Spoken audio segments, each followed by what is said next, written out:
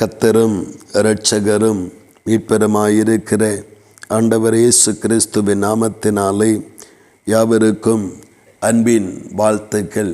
தேவன் தாமே ஒருவரையும் அதிகமாய் ஆசீர்வதித்து பலப்படுத்தி நன்மையால் நிறைத்து நடத்துவாராக. இந்த நாளுக்குரிய தியான வசனம் சங்கீதம் 117 அதனுடைய 2வது வசனம். அவர் நம்மேல் வைத்த கிருபை பெரியது. இந்த வார்த்தையின்படி ஆண்டவருடைய நாமத்தை மகிமைப்படுத்தி கொண்டிருக்கிற நம் ஒவ்வொருவருக்கும் ஆண்டவர் சொல்லுகிற வார்த்தை. பலமுறை இந்த வார்த்தையை நாம் படித்திருக்கலாம். அந்த வார்த்தையின்படி நம்மேல் வைத்த கிருபை பெரியது என்பதை நாம் அறிக்கை செய்திருக்கலாம்.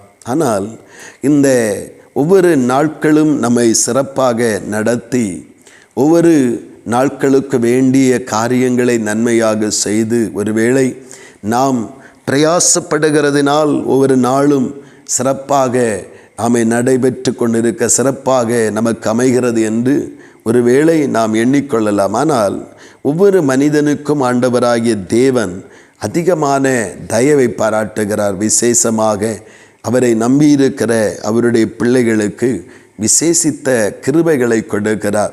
ஒவ்வொரு நாளும் அந்த கிருபையானது மனித பலத்திற்கு மேலாக மனித எண்ணங்களுக்கு மேலாக கிரியை செய்ய ஆரம்பிக்கிறது.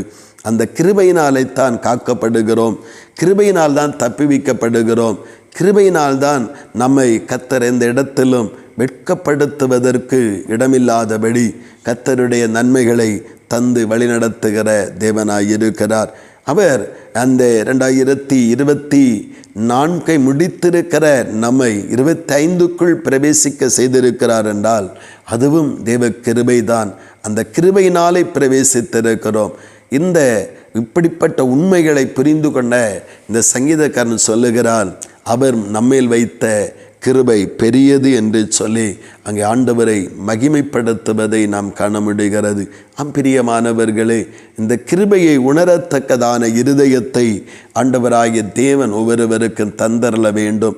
காரணம், அநேக நேரத்தில் கிருபை அங்கே மறைக்கப்படுகிறது. நம்முடைய சுயபலத்தினாலே சுய சாமர்த்தியங்களினாலே சுய ஞானத்தினாலே எல்லாவற்றையும் பெற்றுவிடுகிறோம்.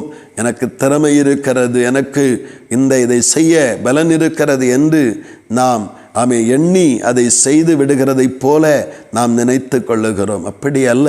ஒரு தேவ பிள்ளையினுடைய வாழ்க்கையில் எந்த காரியமானாலும், அது ஒரு சிறிய காரியமானாலும் பெரிய காரியமானாலும் கிருபையினாலே தான் அதை அவர்கள் பெற்றுக்கொள்ளுகிறார்கள். கிருபையினாலே தான் அந்த காரியங்கள் வாய்க்கப்பெறுகிறது.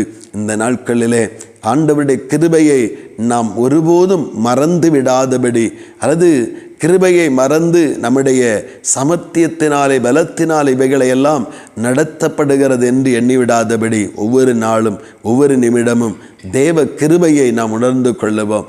எந்த உயர்வானாலும் எந்த நன்மையானாலும் தேவ கிருபையினாலே கிடைத்தது என்பதை நாம் உணருவோம். ஒருவேளை நான் எனக்கு தருகிற சம்பாத்தியத்தினாலே நான் இவைகளை சம்பாதித்தேன் என்று சொல்லலாம். அந்த சம்பாதிக்கிறதுக்குரிய பலனையும் சத்துவத்தையும் தருவதுதான் கிருபை. அந்த கிருபையை நாம் உணர்ந்து கொண்டு அந்த கிருபையினாலே ஒவ்வொரு நாளும் நம்முடைய வாழ்வை நடத்தி செல்வோம்.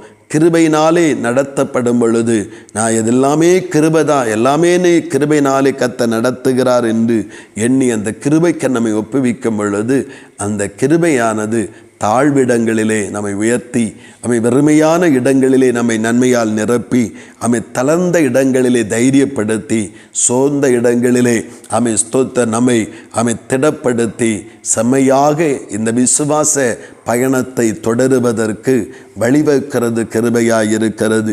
பல நேரங்களிலே கிருபை மறைக்கப்படுகிறது, கிருபை மறுக்கப்படுகிறது. நம்முடைய சுயபலத்தினாலேயே எல்லாவற்றையும் சாதிக்கிறோம் என்று நாம் எண்ணிவிடுகிறோம். இல்லை பிரியமானவர்களே, ஒவ்வொரு செயலும் நம்முடைய வாழ்வில் உண்டாக, ஒவ்வொரு நன்மையும் உண்டாக கர்த்தருடைய கிருபைதான் காரணமாக இருக்கிறது. ஆனபடினாலே அவர் நம்மேல் வைத்த அந்த பெரிய கிருபையை உணர்ந்து அந்த கிருபையின் பரிபூரணத்தினாலே நம்முடைய வாழ்வு நன்மைகளை கண்டடையத்தக்கதாக ஆண்டவரால் ஆசீர்வதிக்கப்பட எப்பொழுதும் கிருபையை நம்மிலே தக்க வைத்து அந்த கிருபையிலே நிற்போம். அது பெரிய கிருபை என்பதை உணருவோம். எந்த இடத்திலும் எந்த சூழலிலும் இருந்து நம்முடைய வாழ்வின் ரூபத்தை மாற்றக்கூடிய கிருபையாய் இருக்கிறது.